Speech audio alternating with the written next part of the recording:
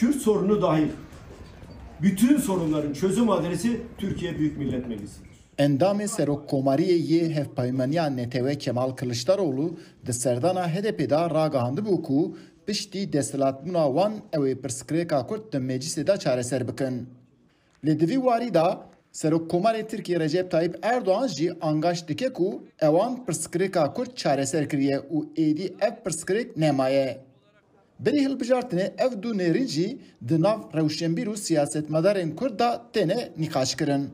Ew amacê dikin ku gotinên Kılıçdaroğlu herçiqas erênî were xuya kirin jî lê di warê çareserkirinê da hê tiştekî dîtbar xuya nake.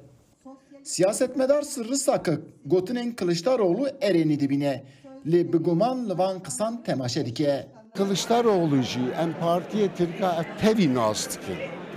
Yani hinek dişta dibêjin ama piştî wî wan bi cî nayînin. Yani tespita wî em li parlamentoyê van tiştê hanê bînin ziman çareserî bu şeklî çêbivê divên. Yani ew tespît rast e. Rewşenbîr û siyasetmedar amacê dikin ku di bingeha tevahiya pirsgirêkên Tirkiyeyê kêşa Kurd jî digire. Ji bo çareserkirina vî jî demokratîkbûna Tirkiye girîng dibînin. Parlamenterê HDP İmam Taşçıyer yek ji wan bawermendan e. Ew dibêje Serokkomarê Tirkiye berî her tiştî pêwîst e demokrat be.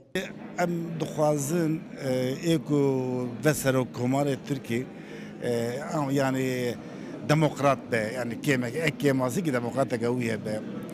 Li pirsgirêka Kurd wisa bi hawakî min baş binêre.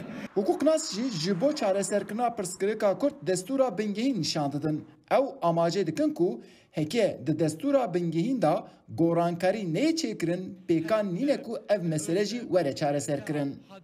Parêzvan Mesut Özer jî di vî warî da dibêje heke Tirkiye dixwaze serkeftî bibe lazim e di warê hukukê da gorankarî were çêkirin.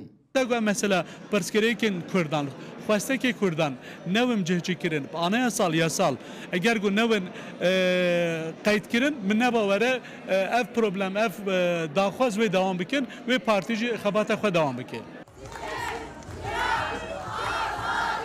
Ji hilbijartina Tirkiye re MHK kêmtir wext ma. Piştî çardeyê Gulanê gelo wê rêveberiya nû were serkar an na.